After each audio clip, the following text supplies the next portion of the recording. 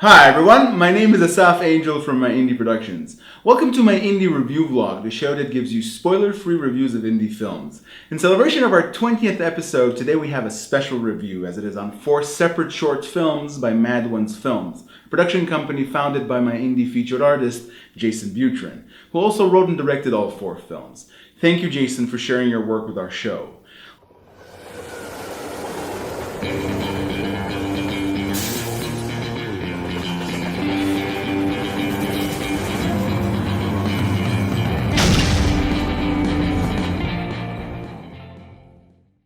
Let's kick things off with Jaysen's 2014 horror short, Between Hell and a Hard Place. There's nothing but blood and bodies in the ground out here. You don't think that changes a place over the years? 2 mob assassins and seemingly longtime partners, both answering to the name Jack, are headed for a job. Veteran Jack, portrayed by Patrick G. Keenan, has reached a point in his life where he seems to be weary of his questionable lifestyle. He finds himself wondering what may be coming as punishment for his actions. The other Jack, played by Michael Ray Williams, an assassin of the carefree variety who is led by pragmatic thinking, is very surprised by his partner and mentor's behavior.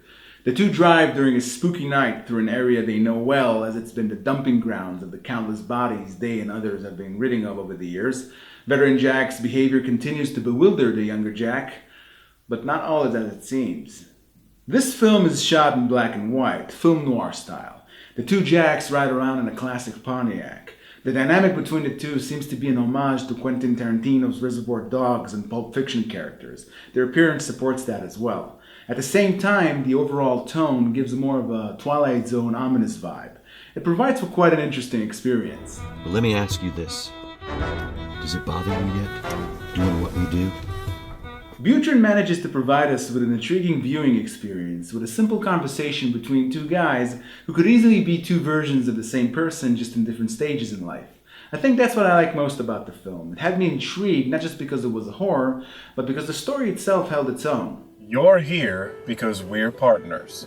And we're here because the body we just put in the ground was one of our own. To sum up, even though I found a few issues that could have been tackled differently, Buterin made some fine choices and it is a very interesting and fun film to watch. Production value is well above average. Cinematography, lighting, practical and special effects are dealt with greatly. Highly recommended. Next one up is the 2015 horror short, Don't Let the Light In. And what was that? Do you guys have a cat or dog or something you forgot to tell me about? Sarah, portrayed by Rebecca Larkin, babysits a little boy, Jack, played by Will Garrett Davis. The circumstances of this babysitting gig were a bit irregular. Sarah was hired by text message and didn't get a chance to meet Jack's parents before she arrived. The evening looked to be a pleasant one. Sarah shows Jack her cool and carefree attitude. As they watch TV in the living room, Sarah takes notice to a few bump noises coming from the upstairs bedrooms. What was that? I don't know. Probably the monsters. The monsters? The monsters in my room. Jack playfully says it's the monsters in his room and complains that no one ever believes him. Sarah chalks it off as nothing and goes to prepare Jack for his bedtime. The thing is, she doesn't realize what she walked into when accepting this job. Buterin gave an interesting spin on what you might call a what creeps in the dark type horror, when the terror originates from another room and you have a character like Sarah, who like any other normal person is completely oblivious to what is going on, as her only warnings come from an imaginative little boy. In its 9-minute runtime, Buterin was able to create a prolonged scary vibe using more of what was off-camera. Even though the premise is familiar from countless horror films, this film achieved in giving something extra to make the experience all the more scary. To sum this one up, Don't Let the Light In is able to convey an array of horror elements while contained in a short period of time. You have convincing mystery from the very early shots in the film. You also have an unsettling vibe that remains for the entire viewing. This, more than anything, testifies to Buterin's expert storytelling abilities. Production value is very good, cinematography is excellent. This film was a lot of fun. Next one up is the 2017 horror short, The Corner.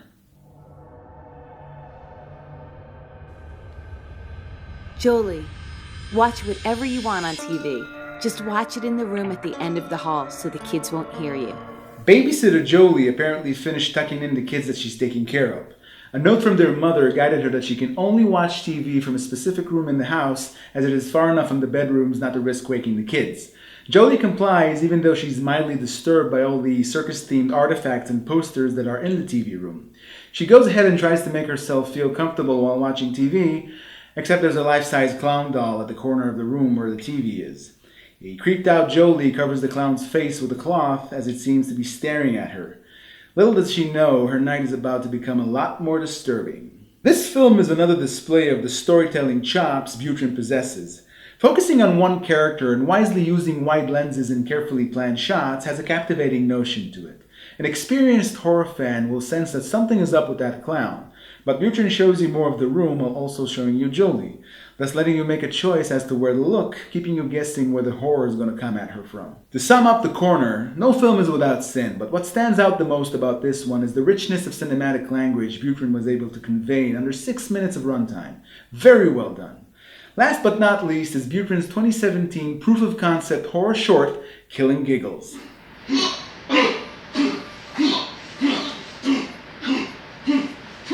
Tommy, played by Michael Ray Williams, who also stars in Between Hell and a Hard Place that I discussed earlier, is a vicious killer of clowns. His personality is somewhat of an enigma. The short film is under 6 minutes in runtime, where you'll probably be thinking that you're about to watch a whole other type of scene in its excellent and brave 45-second exposition one-shot. The film continues to reveal the true nature of what is going on as Tommy narrates, elegantly breaking the fourth wall while reassuring the viewer that he himself is not insane and completely aware of how the scene might look. Tommy declares that he simply hates all clowns and is on a quest to kill them all. He hints at a motive for his hatred, but none that serves our curiosity.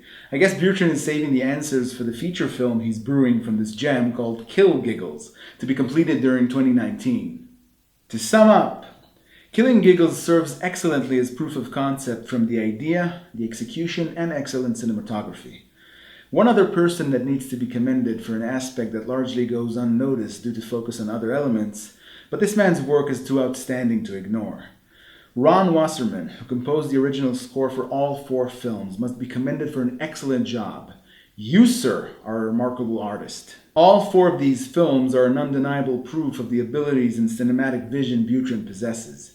It feels like a great filmmaker is like the alien in the Alien movies about to burst. And I, for one, can't wait to see what he's got in store for us in Kill Giggles the feature, as well as his other upcoming projects. These 4 Mad Ones films by director Jaysen Buterin get a collective 7.5 out of 10 on the Look at Me, I'm a Film Critic scale.